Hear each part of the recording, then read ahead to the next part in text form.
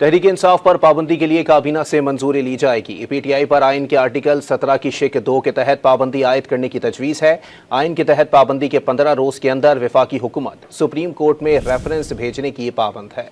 इसी पर बात करेंगे। डॉन न्यूज़ के चीफ रिपोर्टर सनाउल्लाह खान से भी इस हवाले से जानने की कोशिश करेंगे। अपने नाज़रीन को बता रहे हैं, हुकूमत पाबंदी के 15 रोज़ के अंदर वफाकी हुकूमत सुप्रीम कोर्ट में रेफरेंस भेजने की पाबंद है। तहरीक इंसाफ पर पाबंदी के लिए काबीना से मंजूरी ली जाएगी। अहम तरीन अपडेट है जिससे अपने नाज़रीन को आगाह करें। पीटीआई पर आइन के आर्टिकल 17 की शिक नंबर 2 के तहत पाबंदी आयद की गई है। चीफ रिपोर्टर सनाउल्लाह खान हमारे साथ मौजूद हैं, उनसे बात करेंगे। जी सनाउल्लाह, बताइएगा इस हवाले से मजीद क्या खबरें हैं?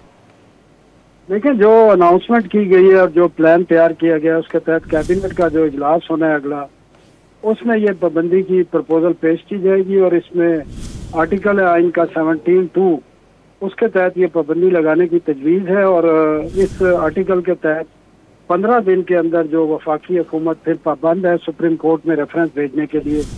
और इस हवाले से 10 फरवरी 1975 को नेशनल अवामी पार्टी, जो वली खान की पार्टी थी, उस पर भी इसी शिक के तहत पाबंदी लगाई गई थी।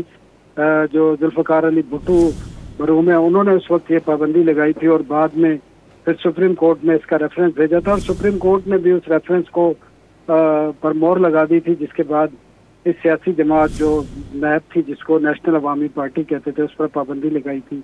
इसी के तहत अब पाबंदी लगाने की ये तजवीज़ है और कैबिनेट का जो इजलास होना है इसी हफ्ते हो सकता है, मुहर्रम के बाद या नेक्स्ट वीक, तो उसमें ये प्रपोजल पेश की जाएगी और वहीं पर फिर रेफरेंस भेजने के हवाले से भी बताया जाएगा कि रेफरेंस किस तरीके से भेजा जाए। बहुत शुक्रिया सनाउल्लाह खान आपका।